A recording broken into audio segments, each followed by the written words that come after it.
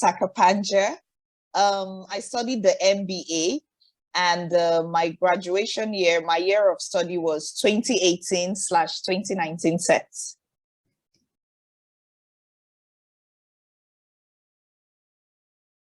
I'm a business development and strategy manager for a hospital. It's called Granville Medical Group. So in terms of my daily roles, I'll just say basically I identify rising business opportunities. I build long-term relationship with prospects. I provide strategic planning, strategic advice, workable strategies and solutions for the company. I create standard operating procedures for us to follow, for implementation. I try to oversee new market initiatives. I analyze data, and then I also work directly with the senior management team. So overall in the organization, whether it has to do with the clients or the staffs or our business growth and expansion, we sit down, we have meetings, we look into it. I do a lot of brainstorming and independent research on my own, and then I send in my recommendations and areas I feel needs immediate implementation. So that's in a nutshell what I do daily.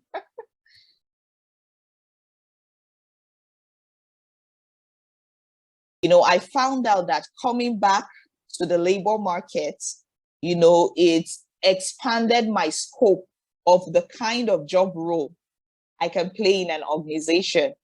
So I'll say this because I know that the MBA, basically, you kind of cover a lot of course, a lot of modules across, and it prepares you specifically for top level management and executive positions. So it helps you with basically centered around decision making, So coming back in the labor market, one, I got a lot of job roles I could choose from, maybe from the COO to a general manager to the business. And for COO, I mean Chief Operating Officer, just to say in full for those that, and then the general manager, business development and strategy, even as far as the human resource manager, you have all these job roles you can apply from, you can choose from.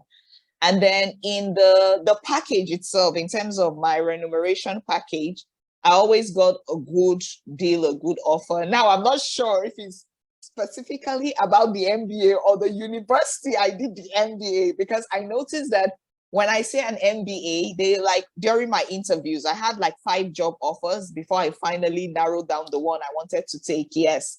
But then when I say I did my MBA at Newcastle University Business School, and they say, oh, okay. And then I find out that they tend to pay more attention to me, like what I want to say. And then sometimes in the interview, they divert and get interested and ask me, so what really is the MBA like? And I tell them it's not all about being in the class, reading books. You have to travel around, do management consulting projects. I told them of Business in Action, the consultancy we did for companies like Venator and a lot of other organizations. So for me, it was very good because it just puts me at a place of advantage, post MBA.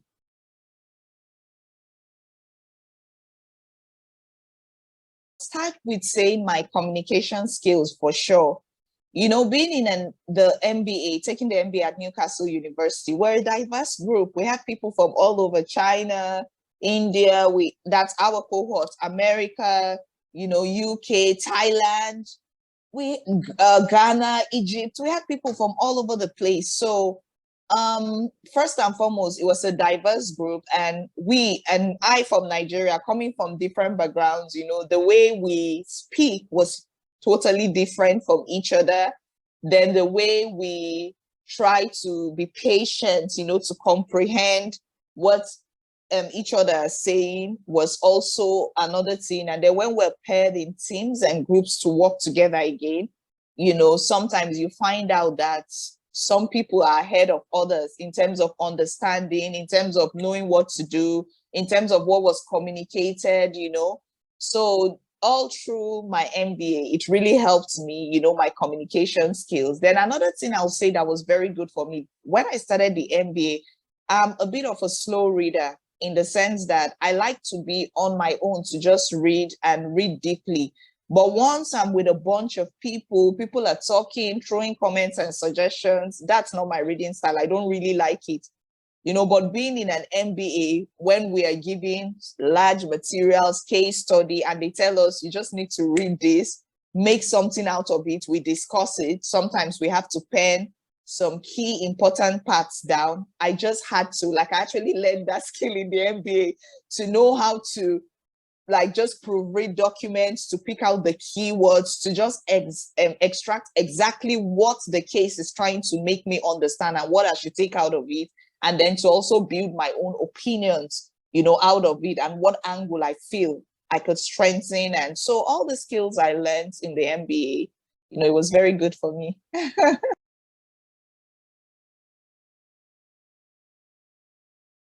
Two models I know I like basically almost all the models. Honestly, to be honest with you, before I came from the MBA, I had about 3 years plus work experience in the company I was in, and then another 1 year my previous company. So I was it was really time for me to add some more value to myself, and I was excited to go on that journey.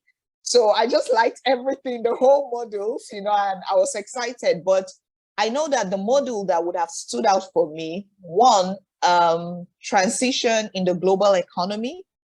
I love that model so much. And the reason why I love that model was because I was able to gain a deeper insight of organizations like the World Trade Organizations, IMF, the International Monetary Fund, and all these so-called support organizations. I was able to see the other side of it when they come to countries and say, we're going to support you, we're going to give you this aid. However, we have these conditionalities that you need to sign and agree, and then how sometimes it end up impacting these nations in a negative way, and so I was able to see how deep that is, and how countries and nations have to be careful, when you join such organizations.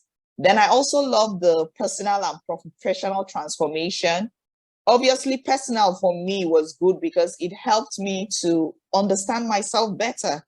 So before I came to the MBA, I've always been confused all my life, if I was like an introvert, an extrovert, and all that, because I know that I enjoy to be alone. I have my quiet time, but also when I'm with people, I know how to carry out conversations. I generally have a good time and all that.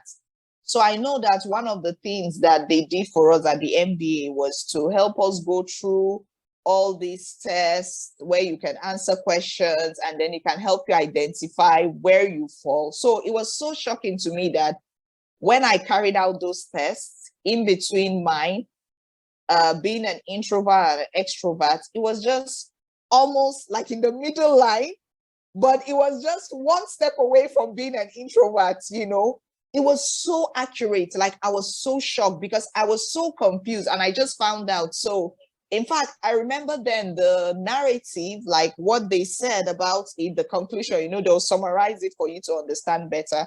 I know they said something like me being an extrovert, but I have introverts intuitions and personality and all those things. So it was exactly, so I was like, okay, I don't need to worry, I'm fine, I'm okay, I'm normal, That was it. So, and also professionally, obviously we have a lot of challenges in the workplace, dealing with colleagues at work, your boss, and all those things, And so it just helped me, I would say it was more like a grooming to me, how I could behave, more professional in the workplace, how I can handle situations, relate with people, and all this I took out of the MBA, and I'm working it out in my present organization. So one of the things they always say, oh, meet Taka, she's a serious professional, and they even say all these things about me, and I just laugh because I think just years ago I was definitely not there.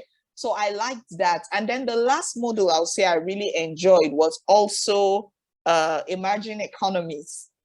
So it was very important for me, to understand developing nations, where we are at, where we need to be, and what's more, we need to do. And then also our trade system, the way the economy works, how the currency can impact, how decisions taken in one nation can impact another nation, and all those things. So those models, I really found it very interesting and very valuable. Yeah.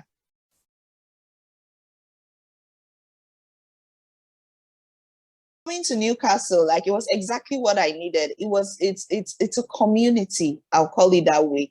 It's a community. The people in Newcastle are so friendly, and they're so helpful. And I think another thing I liked about Newcastle is quite an affordable city. It's extremely affordable. I was actually very shocked. And then after, most of the time, after maybe our classes, or sometimes we have seminars late into the evening, my friends and I, we just decide to go by down at a pub or a bar.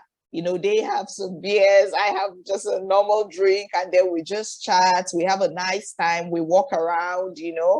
So I found it very, very interesting. In fact, Newcastle, I was telling a friend of mine, I was like, wow, it's a place that you'll be happy to just live and raise a family. And it's just a beautiful community. I liked it. I even joined the church.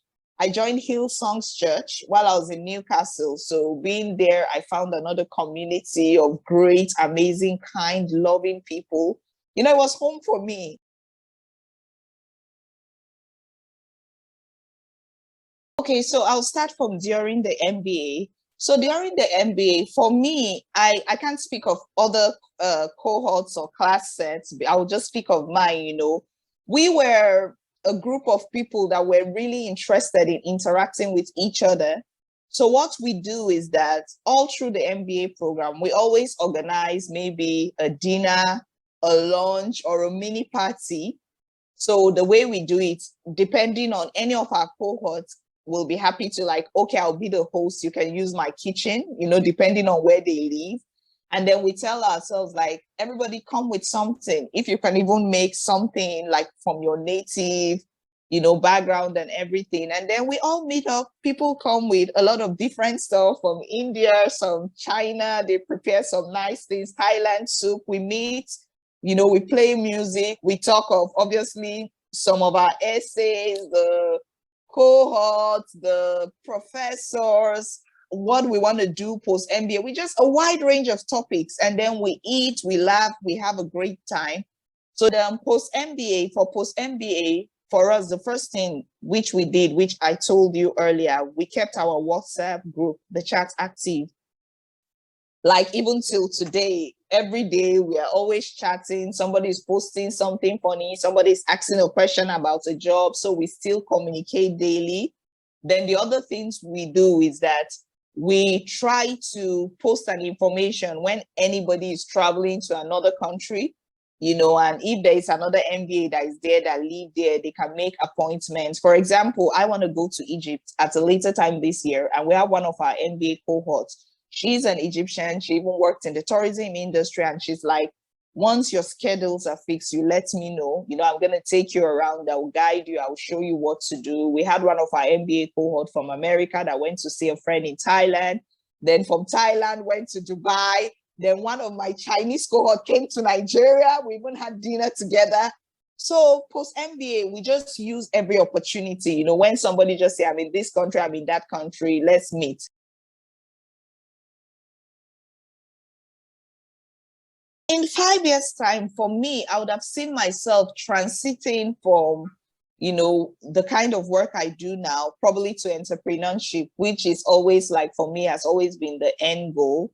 So working in like a regular work organization is, for me, I want to learn more. And I feel as if for me, it's important, to serve, just serving and learning more and being under people.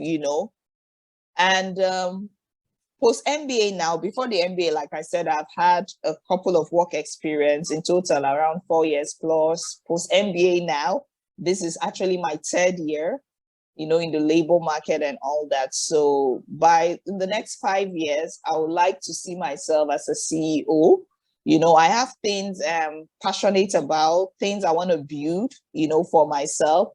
And so, which is part of what led to my thoughts of a career path, which I'm considering HRM.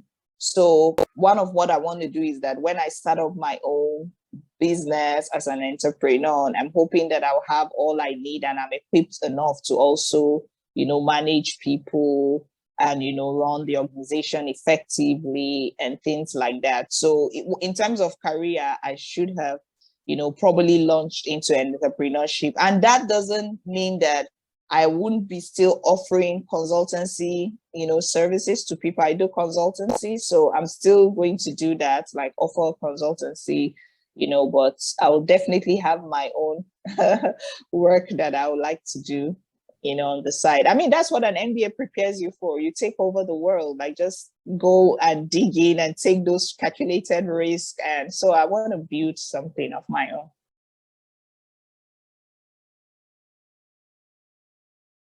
So what I would say is the MBA is a wonderful program. It's exciting. And like in my earlier statement, I said, one thing I'm sure of they'll take out of it is that the MBA will prepare them for top management level positions, executive positions that will help them in decision making, because that's what is centered around. When you become a management staff, what separates you from everybody else is that when all those documents and data, everything is analyzed, it still comes back to your desk and they're asking the organization, which direction do we go?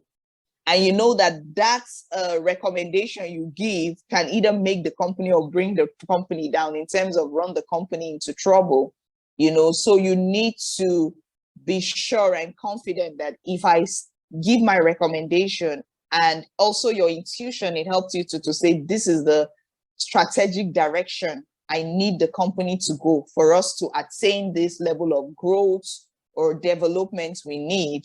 You should be able to do that, and most likely it should lead you to the right path. So yes, take the MBA, seriously. But then on the other hand, which is equally very important, I've actually told previous, I think the last MBA set, it's the importance of networking with your cohort. I say it all the time, because post MBA, I found out that a lot of the conversations, recommendations, career advice will come first from your MBA cohort before you even get to the next step that you might even think of, okay, I'm going to contact a Newcastle career since the service is open to me for the next 3 years.